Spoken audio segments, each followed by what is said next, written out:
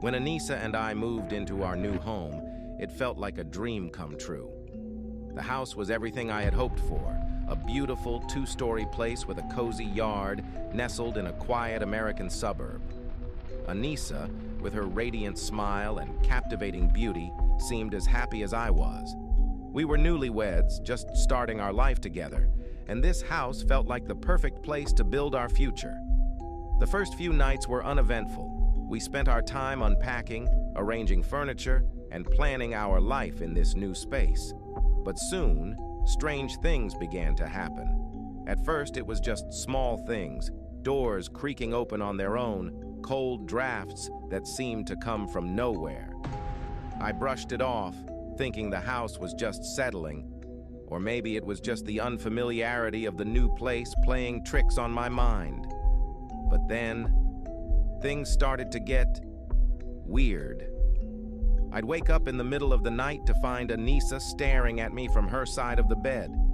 Her eyes, usually so full of warmth, were distant, almost empty, like she was looking right through me.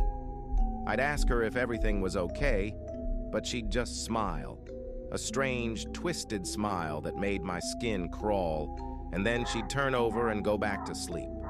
One night, I woke up to find her gone from bed. My heart pounded as I sat up, scanning the room, only to see her standing in the corner, facing the wall. The room was dark, but I could see her outline, motionless, just standing there. I called her name softly, but she didn't respond. Instead, she began to move, slowly turning to face me. Her eyes were wide open, her smile unnaturally wide. And then, she began to float. I couldn't believe what I was seeing. Anissa, my beautiful wife, was levitating off the floor, her feet dangling inches above the ground. I was frozen in place, unable to move or even speak.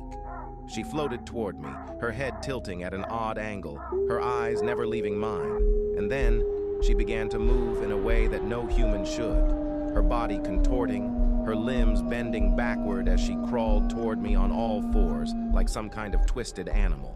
I could hear the bones in her body cracking as she moved, the sound filling the room like the echo of a nightmare.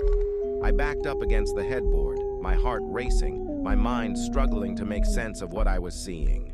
This wasn't Anissa, not the woman I married, but there she was, crawling closer, her smile widening, her eyes glinting with something dark, something terrifying. I finally found my voice and screamed her name, begging her to stop, to snap out of whatever trance she was in. But she just kept coming, her movements growing more erratic, more animalistic. Then, as suddenly as it had started, it stopped. Anissa collapsed onto the floor, her body hitting the ground with a sickening thud. She lay there, motionless, as if nothing had happened. I rushed to her side, my hands shaking as I gently shook her awake. Her eyes fluttered open and she looked up at me, confused. "Michael, what's wrong?" She didn't remember a thing. I didn't sleep for the rest of the night watching her, terrified that it might happen again. The next morning I tried to convince myself it was just a nightmare, that my mind was playing tricks on me. But deep down, I knew something was wrong.